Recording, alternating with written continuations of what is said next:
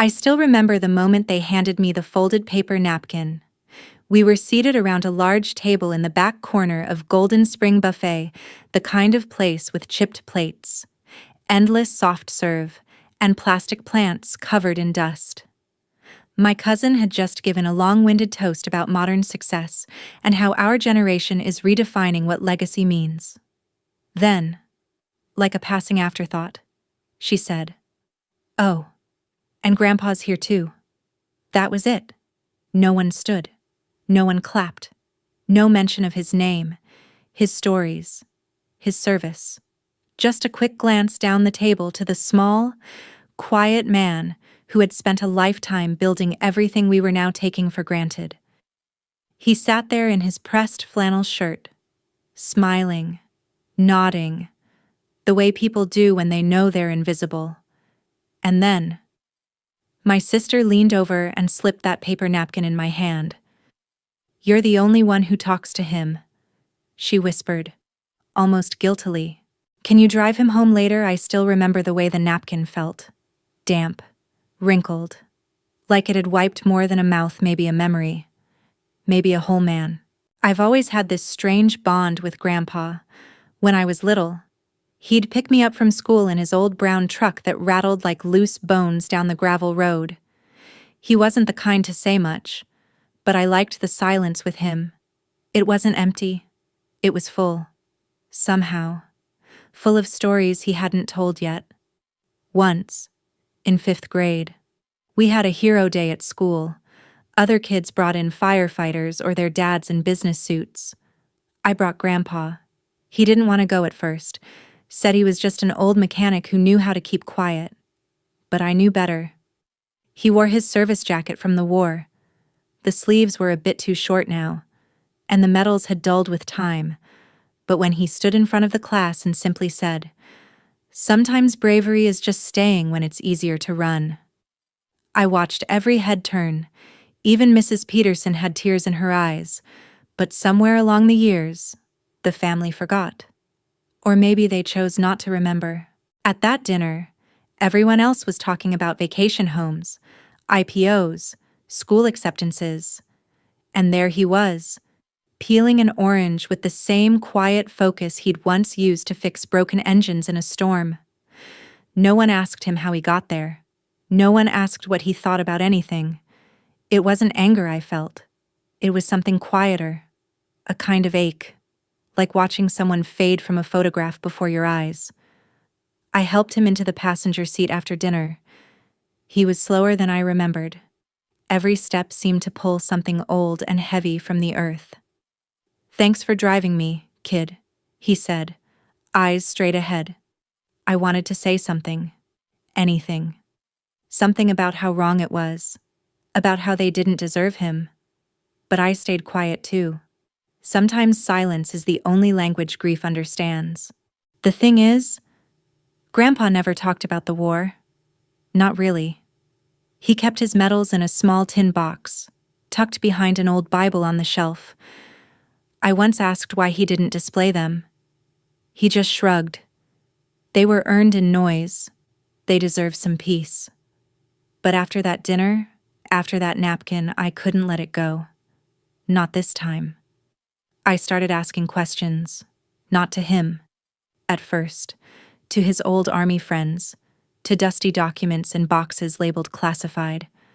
I found out things I never knew. He had led an entire rescue mission in the jungle when everyone else had turned back. He was the only one who carried a wounded man over 6 miles on foot.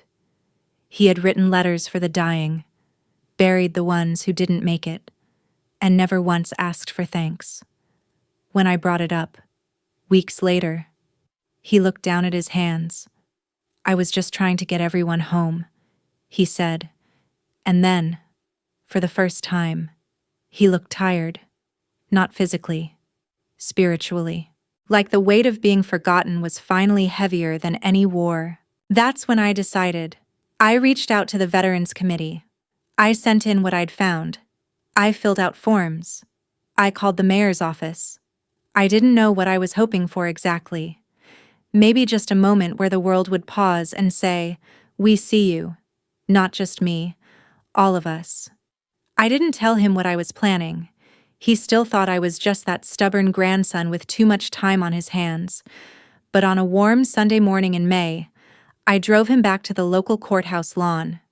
Said it was a community event? He didn't argue. Just wore that same flannel shirt and combed his thinning white hair neatly to the side. What he didn't know, what no one in the family knew, was that the mayor would be there.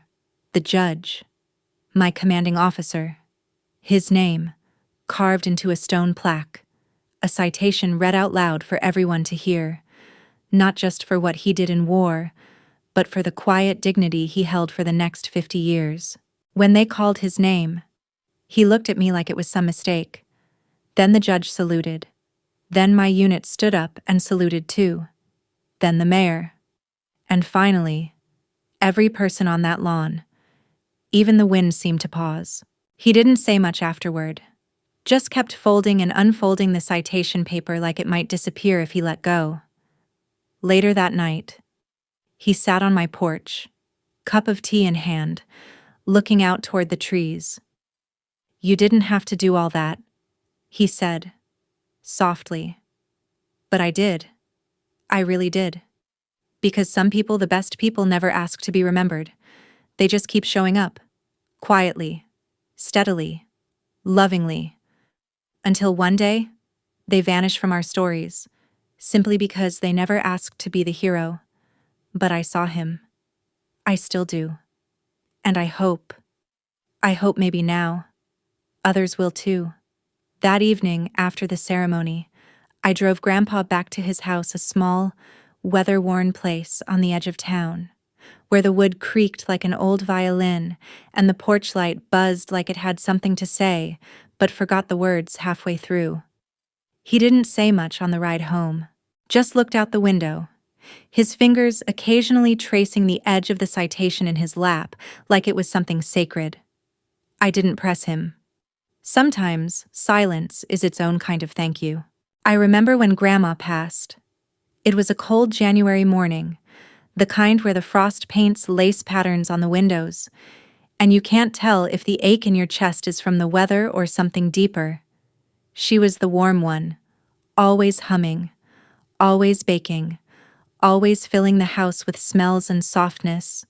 When she died, Grandpa didn't cry, not in front of us. He just made coffee the next morning, swept the porch, and fixed the squeaky door hinge she used to complain about. I stayed with him that week. I was maybe 16. I offered to help, but he didn't want it. Said, "The house feels too quiet when more than one person's grieving in it." That sentence stayed with me. Because it's true, isn't it? Grief isn't just the absence of someone, it's the loneliness of being the only one who feels how big that absence is. After the ceremony, things didn't change all at once. The family didn't suddenly rally around Grandpa. But something softened. At the next dinner, they gave him a proper toast. Nothing fancy, just Uncle Leo standing up and saying, "To Dad, who served more than any of us ever knew." It wasn't perfect. But Grandpa nodded. And this time, when he smiled, it reached all the way to his eyes. A few months later, I was back on base when I got a call from the local news station. They'd caught wind of the ceremony and wanted to do a feature on Grandpa. I wasn't sure how he'd take it. He was never one for cameras. But to my surprise, he said yes. I sat beside him during the interview. The journalist asked him about the war, about the jungle, about the medals. He deflected most of it. But then she asked, "Why do you think it took so long for this recognition to come?" Grandpa sat back, took a long breath, then said something I'll never forget.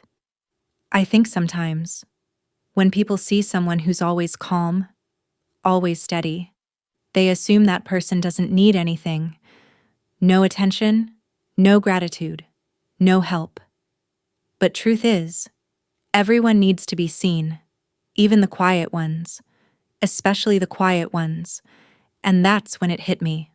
His life had been full of service, not just in war, but every day after. Fixing neighbors' cars for free, building birdhouses for the school kids, sitting beside Grandma during her chemo, and never once expecting a spotlight for any of it. One afternoon, about a year after the ceremony, Grandpa called me over. I found him on the back porch, polishing the old frame of a photograph I'd never seen before. It was black and white, worn at the edges, showing a young man in uniform standing beside two others, both smiling, arms slung around each other like brothers. "Those two didn't make it home," he said, not looking up. I sat beside him, unsure what to say. He handed me the photo. His hand trembled slightly. "I used to think living was enough," he continued, "but now I wonder if remembering is just as important. Maybe that's why you did what you did. Not just for me, for them too." I nodded, quietly. We sat there for a long time, just breathing in the late afternoon light. Sometimes, that's all you need. The mayor eventually invited Grandpa to speak at the local high school. At first, he laughed. What do I know that they'd want to hear? But he went. He stood in front of those restless teens, hands folded behind his back, and said simply, "Most of what I've learned in life came from listening. Listening when people are angry, when they're afraid, when they're lonely. If you can listen, really listen, you can serve. And if you can serve, you can leave this world a little better than you found it." They gave him a standing ovation. Afterward, a student came up to him in tears, said her grandfather had died last year, said she hadn't really talked to him because she thought he had nothing to say, said she wished she could go back and listen. Grandpa just hugged her and said, "Then listen forward." I never saw Grandpa chase recognition. He never bought a big house, never cared for fancy things. But somehow, without trying, he became the man people turned to when they didn't know what to do. I once asked him, "Weren't you ever angry that people forgot what you gave?" He looked at me, then out toward the horizon, like he was watching something only he could see. I was, but not anymore. I realized it's not about being remembered by everyone. It's about being remembered by the right ones. That stayed with me. That still stays with me. A few weeks before he passed, he gave me his tin box. Inside was everything: the medals, the citation, the old jungle compass, and that photo of his two friends. Taped to the lid was a note. It said, "Keep listening." That's what I try to do now. Every chance I get, I talk about him. Not just the hero part, the human part, the small rituals, the quiet laughs, the way he never let a broken fence go unfixed. He wasn't just my grandfather. He was a mirror showing me who I could become if I chose humility over pride, service over status, and presence over praise. And maybe that's the real legacy. Grandpa's funeral was small, not because no one cared, but because he would have hated a big fuss. He once told me, "People spend too much on flowers for the dead, when the living could use a warm meal instead." So we kept it simple. A wooden casket he'd chosen himself, buried under the old oak tree in the cemetery where Grandma lay. No slideshow, no fancy choir, just a quiet gathering of those who knew him best. But then, something happened. As the ceremony ended and the minister closed his book, I turned around and saw them. Rows of uniformed officers, a group of firefighters, the mayor, again, 3 judges from the state courthouse. Even kids from the high school he'd spoken at showed up, clutching handmade cards with drawings of medals, birds, and trucks. One of them whispered to me, "He told us bravery wasn't loud. It was just doing the right thing even when no one notices." And there it was again. His echo. I stayed behind after everyone left. Just me and the wind and the soil and the memory of his boots on our porch steps. I sat on the grass, still in my service dress, and placed the tin box next to the stone. I wasn't going to bury it. I just wanted it to sit beside him one more time, and I remember saying, "You're seen now, Grandpa. You always were. But now the world knows too." And then I cried. Not loudly. Just the kind of cry that leaks through a strong face when you realize someone made your whole life safer, just by being steady. A few weeks later, I found a letter he'd left in my old desk drawer. It was written in pencil. His usual scratchy print. "Kid, if you're reading this, I'm probably gone, and I hope it wasn't during baseball season. I know you've carried a lot. Maybe more than you should have. But you did right by me, and I hope you'll keep doing right by others. Not with noise, not with medals, but with your presence, your patience, and your kindness. That's the only thing that outlives a man. No signature, just a tiny drawing of a hammer next to it." He always said fixing things was his real language. I think about him now whenever I drive down certain roads. There's a part of Highway 12 that used to have a pothole the size of a dinner plate. Grandpa patched it up himself one summer, with no permit, no fanfare, just because he knew it could pop someone's tire. It's still there. Not the pothole, the patch. Faded now, but holding strong, just like him. My own life moved on. I got promoted. Took on more leadership. Moved into a place closer to base. Met someone who laughs like Grandma used to. Even started teaching younger recruits.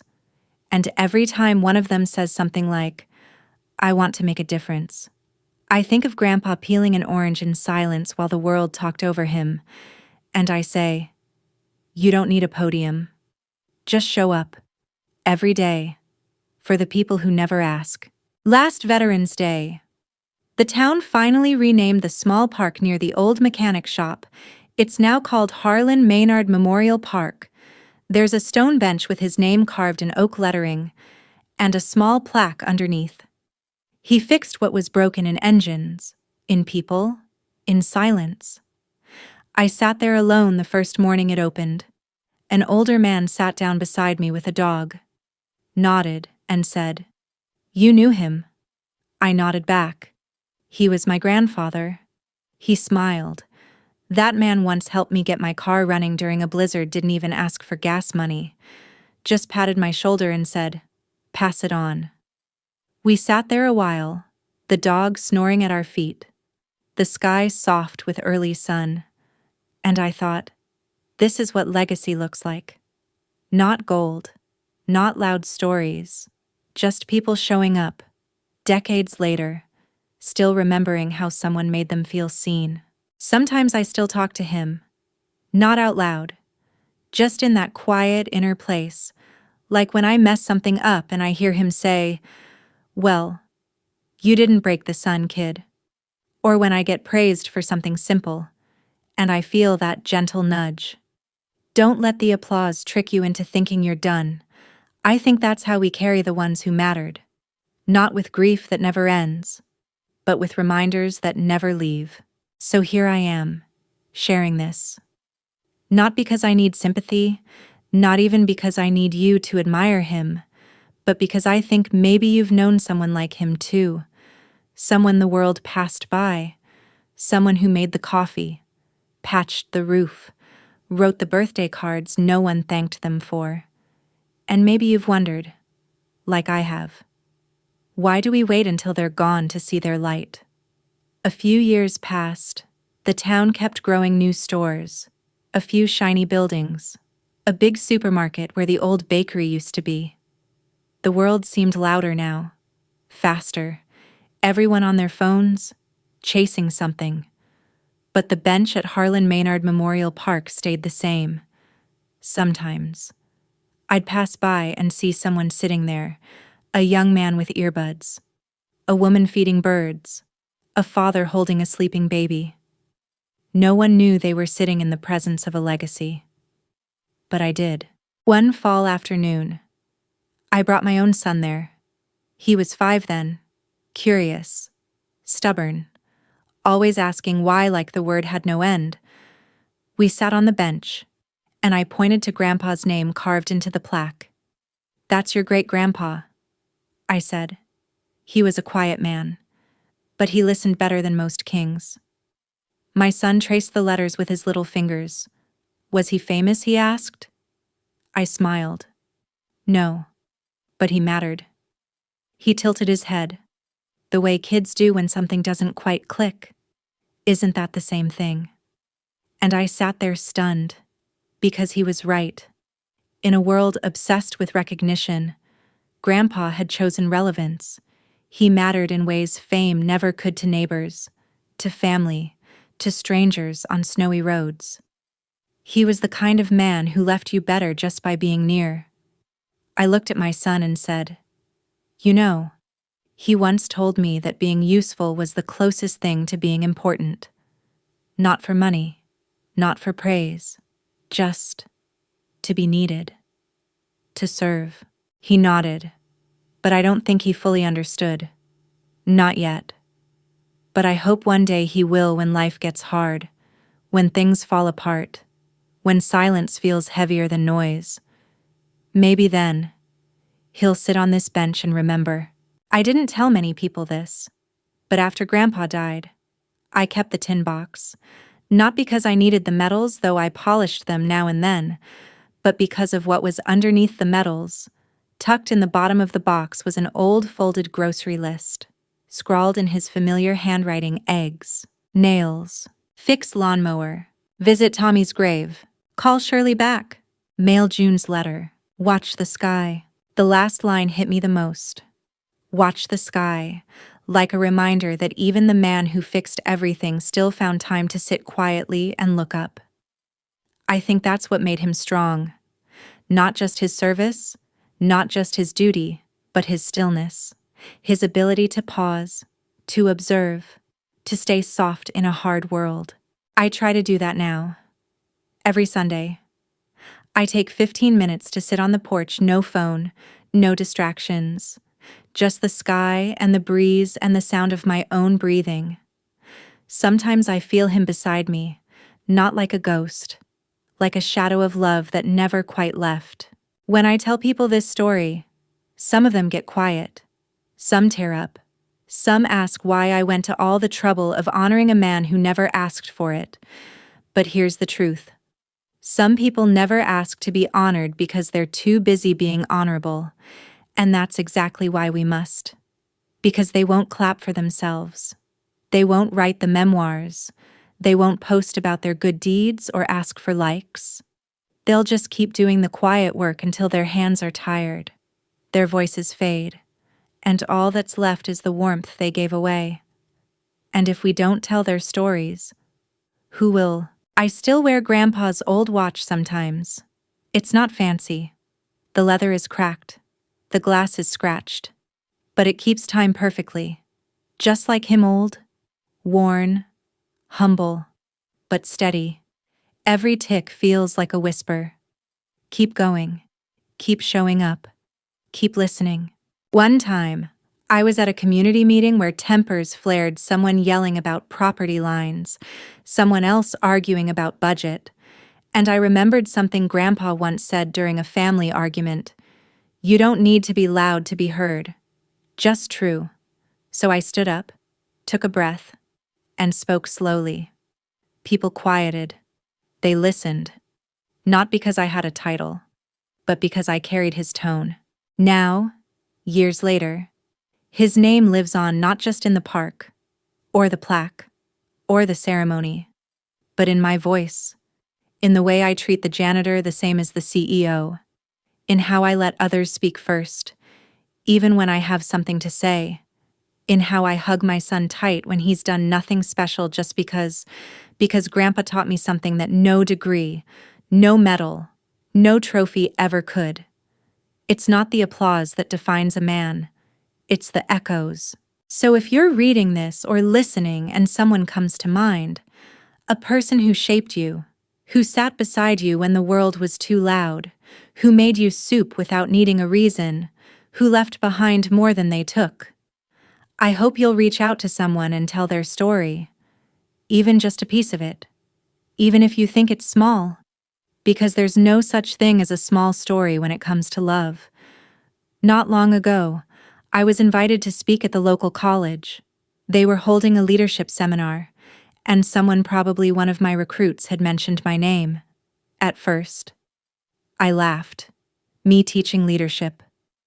But then I remembered Grandpa's words. Lead by walking beside, not ahead. So I said yes.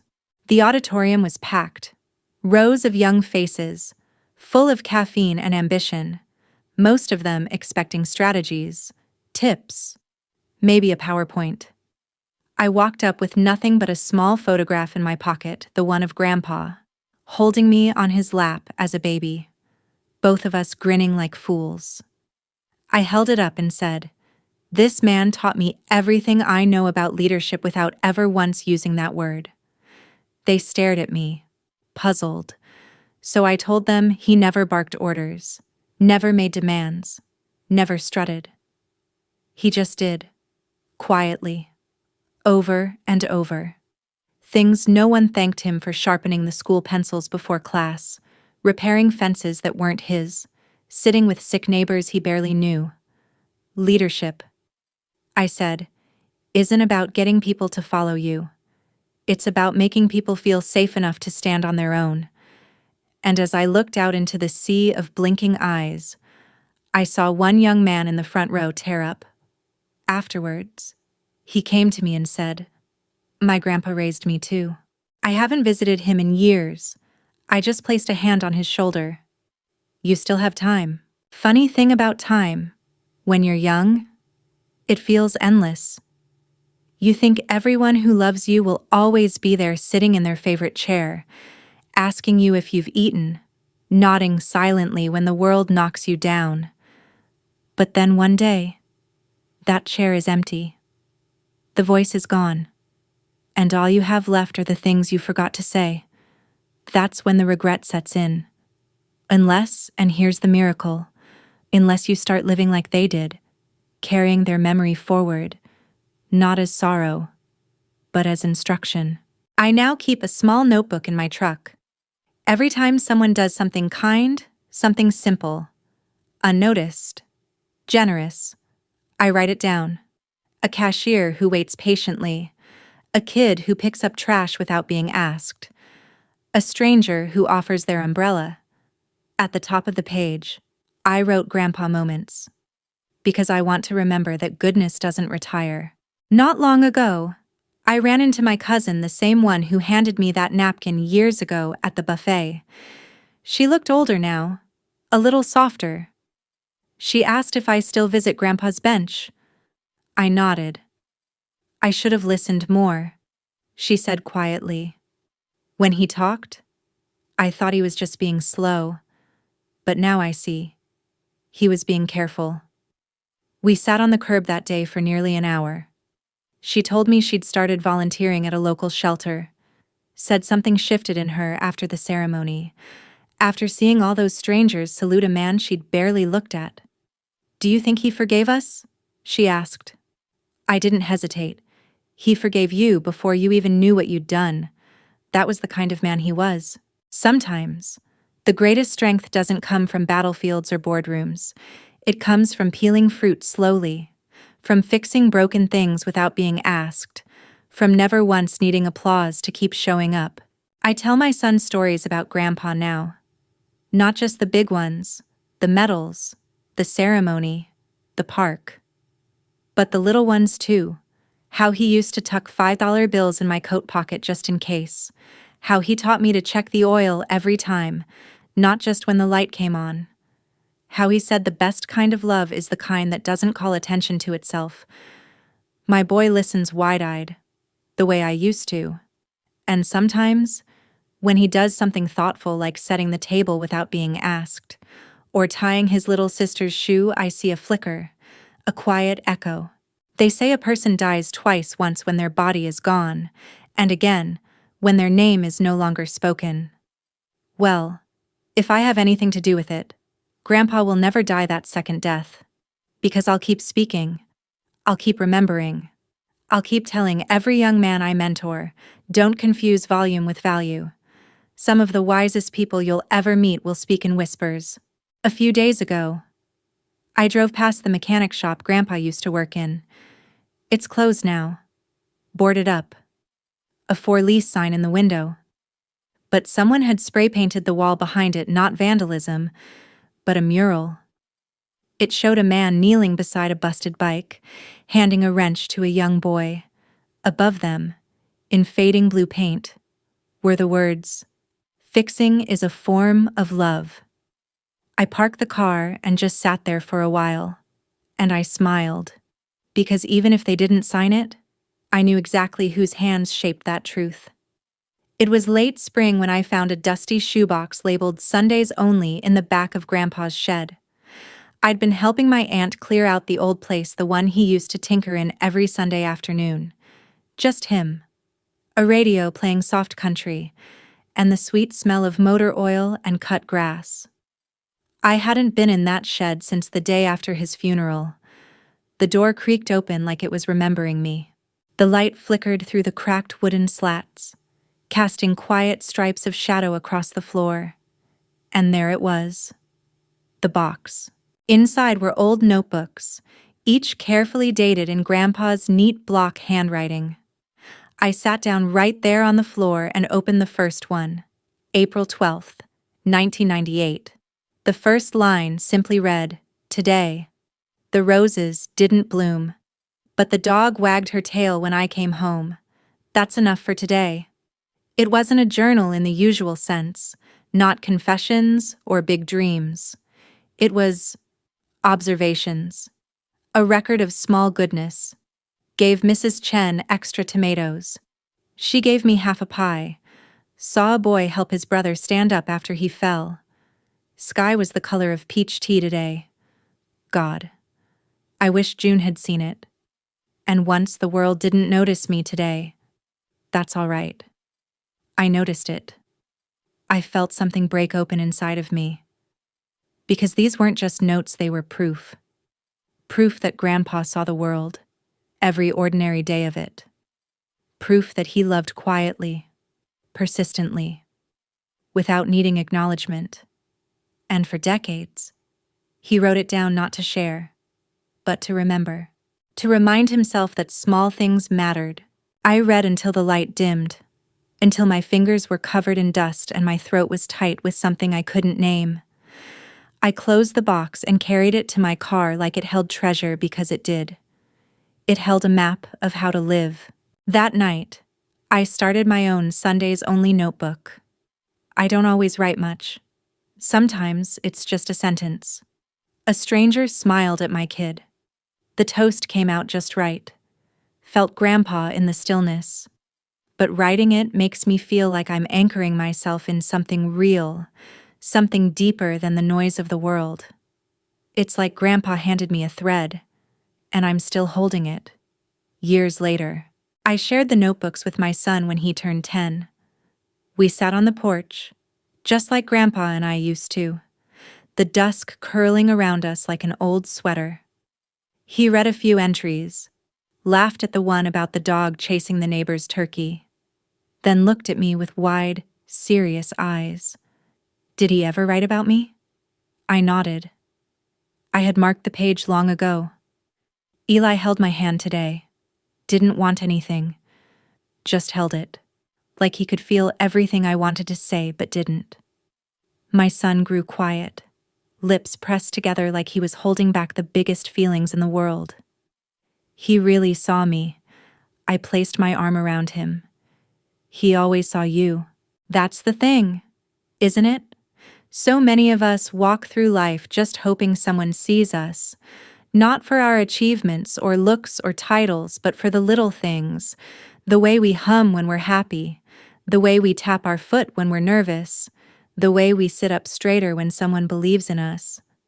Grandpa saw all of that, not just in me, in everyone, and now I try to do the same. I remember one afternoon, maybe a year before he passed. We were sitting on a bench by the lake. He looked out at the water for a long time before saying, "Most people wait for a big moment to feel alive. I think the small ones are better. They sneak up on you. They last longer." That stayed with me. And now, I live my life looking for those small moments, not chasing, just noticing. I told that to a young man recently, a new recruit, just out of high school. He'd been struggling, overwhelmed by all the expectations, feeling like he didn't matter. I took him aside, handed him a fresh notebook, and said, "Start writing what you notice, not about yourself, about others, the world, kindness, stillness. It'll make you stronger than any armor we can issue." He looked at me like I'd handed him a weapon he didn't know he needed. And maybe I did, because presence real, grounded presence is a kind of armor, one that protects without hardening, one that strengthens without numbing. I guess that's what I'm trying to say. After all these pages, all these years, Grandpa didn't leave behind money. He left behind awareness, the kind that slows your breath, softens your heart, makes you open the door for someone you've never met, makes you look a tired cashier in the eye and say, "Thank you," makes you hold your child's hand for no reason at all, because you never know when that moment will become a memory. There's a bluebird that visits my windowsill now and then. It taps at the glass and just stands there, looking in like it has something to say. Sometimes I like to believe it's Grandpa. Other times, I think it's just a bird. But either way, I listen. Last winter, I took my son back to Grandpa's house, or what used to be his house. It had been sold a couple years after he passed. A young family lives there now. 2 little girls always in the yard, pink mittens hanging off their sleeves like petals. The parents let me walk the perimeter once in a while. They know who I am. The new father even said, "Your granddad fixed our boiler before we bought the place, didn't charge a dime." That sounds like him. We stood by the big elm tree, the one Grandpa used to call June's tree after Grandma. Every autumn, it turned the color of fire. I remember him raking leaves for hours just so she wouldn't slip on them, even when her legs had stopped working and she couldn't go outside anymore. My son, Eli, stood there looking up at the branches, now bare, like arms outstretched. "Did he build this?" he asked. "No," I smiled, kneeling beside him. "But he loved it. That's a kind of building too." Eli didn't say much, but he held my hand, just like the journal had said he once held Grandpa's. Sometimes, it really does come full circle. That same week, we stopped by the park bench. Eli brought a drawing crayon scribbles of the old truck, the red toolbox, a stick figure with white hair and a big smile. He placed it on the bench like an offering. "Do you think he can see it?" he asked softly. I took a deep breath, the cold stinging my lungs. "I think he saw it before you ever drew it." Time is a strange thing. It steals slowly, like fog creeping through the cracks. One day, you're in the garage handing tools to your granddad, and the next, you're the one showing a child how to hold a wrench. You think you'll forget the small things, the clink of a teacup, the way he folded his napkin in half before every meal, the low hum he'd let out when a meal turned out better than expected. But you don't. Not really. Because love, when it's steady, when it's quiet and given over years, doesn't leave. It settles. In the corners of your voice, in your handwriting, in the way you turn the porch light on before your family gets home, even when it's still daylight. I recently gave a talk at a retirement center. It wasn't scheduled. I had just gone to visit a neighbor, and the activities coordinator recognized me from a newspaper article about Grandpa's bench. "We're talking about quiet legacies this week," she said. "Would you mind?" So I stood in front of a dozen silver-haired faces, all listening gently, and I told them about the man who peeled oranges with care and never raised his voice. One woman started crying. "He reminds me of my brother," she whispered. "He never made it home from war. But he used to braid my hair and fix my toys." Another man nodded. "I was a janitor for 30 years. Nobody ever asked me what I saw in the hallways." I told him, "That's why it matters now." That night, The center called me and said 2 of the residents started writing letters to their grandchildren. Not long ones, they said. Just a few thoughts, a few memories, a bit of themselves. And I couldn't help but think maybe that's the real inheritance. Not property, not objects, but words, memories, moments, passed down like heirlooms made of breath. My wife once asked me why I tell Grandpa's story so often. Don't you think people want something more exciting? She teased, half smiling. And maybe she's right. But here's what I believe. The world doesn't need more spectacle. It needs more remembering, not of explosions, or viral moments, or loud performances, but of hands held, of jackets given, of silence kept. Not because you had nothing to say, but because you were letting someone else speak first. There's a tradition I've started, just between Eli and me. Every Sunday, we go somewhere, a diner, a bookstore, the woods. Doesn't matter. But wherever we go, we do 3 things. We notice something good. We do something kind. We write 1 sentence about someone we love. He grumbles sometimes. He's a kid. But he never misses it. And once, after a particularly hard week at school, he looked up from his notebook and said, "I think I'm going to be like Grandpa when I grow up." "What makes you say that?" I asked. He paused, then shrugged in that quiet way kids do when their hearts are full, but their words are small. "Because I want to help people, and not need them to clap." That night, I cried again.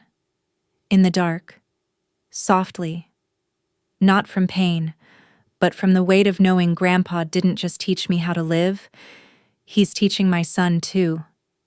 Even now, even still. You see, grief doesn't just take, it gives too. It plants things in your life that bloom years later, out of nowhere, in your child's voice, in a stranger's thank you, in the way you fold your own napkin without realizing. So if you're hurting, if you're missing someone who mattered in that quiet, tender way, just know you are not alone. Their story lives in you and in every person you share it with. Spring came early this year. The cherry blossoms bloomed 2 weeks ahead of schedule, soft pink petals floating through the streets like whispers. It reminded me of the year Grandma passed, how Grandpa said the trees looked like they were mourning beautifully. Funny how grief and beauty always seem to walk together, like old friends who don't need to speak much. Eli and I were walking home from the store last Sunday when he stopped beneath one of those blooming trees. He tilted his head back, closed his eyes, and let the petals land on his face like snowflakes. He didn't say anything. Didn't have to. Because in that moment, I could see him remembering something he couldn't quite name, something from a story I must have told 100 times. That's when I knew Grandpa wasn't just part of our past. He was part of our pattern. A few days later, Eli came home from school with a wrinkled permission slip for a class project, Living Legacies. It said he had to present a story about someone from his family who had changed the world in a small way. He sat at the kitchen table, chewing his pencil, eyes distant. Then he looked up and asked, "Can I talk about Grandpa Harlan?" I felt my throat tighten. "Of course," I said. "What should I say he did?" I sat beside him, my voice quiet. "Say he showed up. Every day. Say he made things better just by being there. Say he gave without asking. Say he listened like it mattered. That's more than most kings can say." Eli wrote slowly, carefully, no rushing. He ended his first paragraph with something that stopped me in my tracks. "My great-grandpa didn't make noise. He made people feel safe. That's why I want to be like him." The day of his presentation, I sat in the back of the classroom, not in uniform, not as a guest speaker, just as a father. I watched my son, standing there in his too big sweater and scuffed sneakers, holding up a drawing of Grandpa's old truck and that wooden bench from the park. He didn't use notes. He just spoke soft, steady, like he was channeling something deeper. Some people are remembered for being loud. My great-grandpa is remembered for being kind. I don't think there was a dry eye in that room. Not because the story was dramatic, but because it was familiar. Because we all have someone like that, or we wish we did. Someone who didn't try to be unforgettable. Just real. After the class let out, one of the teachers came up to me in the hallway. She said, "That's the first time I've seen Eli stand so tall. He usually keeps to himself." And I realized Grandpa's strength had passed down. Not through genetics, but through presence, through stories, Sunday notebooks, routines that held more weight than any rule book. Later that week, I was invited to speak at a veterans event again. This time, it was at a middle school. The theme was Everyday Heroes. I brought along Grandpa's tin box, held it up and said, "This box holds things no one paid for, no one awarded, but they're worth more than gold." I pulled out the compass, the journal, the grocery list. Then I held up the last item, the paper napkin from that long-ago family dinner, the one they'd used to dismiss him. I said, "This napkin could have meant nothing, but it meant everything. It reminded me who wasn't being seen, and it taught me the cost of forgetting." The kids were quiet. Then one girl raised her hand. "How do you make sure you don't forget someone?" I smiled. "You talk about them. You write them down. You live in a way that would make them proud." She nodded and whispered, "I think I'm going to write about my grandma." That's all I needed to hear. Grief doesn't fade, it settles. It settles into your routines, your choices, your values. It doesn't go away. It just becomes a part of the soil where new things can grow. And love, the kind that's built, not boasted, it grows strongest there, where the pain was, where the silence lingered, where the memories echo loudest. Eli's getting older now. He's almost a teenager, taller than his classmates, shoulders just starting to square up. He's growing into himself and into Grandpa, in quiet, surprising ways. He holds the door for elders. He fixes what's broken before we ask. He hugs without needing a reason. And some nights, when I walk past his room, I see him writing, a notebook on his lap, one of the ones I gave him. I don't ask what he's writing. I just nod, like Grandpa used to. That's enough. Sometimes I visit the park bench alone. I don't bring flowers, just my breath, my thoughts, my memory. And I sit, I listen, and I feel the world as Grandpa must have felt it, not something to conquer or correct, but something to witness, gently, a thing worth tending. So here I am, still telling this story, not because I want you to remember my grandpa, but because I hope you'll remember yours, or your father, or your sister, or that old neighbor who gave you cookies every summer without fail, or that teacher who saw you when no one else did. We all carry someone like that. And if we're lucky, we become someone like that. I'll end with this. A week ago, Eli came into my room holding a scrap of paper. It was torn from his notebook, folded 4 times. He handed it to me and ran off, embarrassed. I opened it. It said, "If I ever have a son, I'll name him Harlan, because good names should stay alive." I folded it back, placed it in the tin box, and smiled. Who is your Harlan who made you feel seen, safe, and steady? If you feel like it, share a piece of them below, not for applause, not for display, just to keep them alive.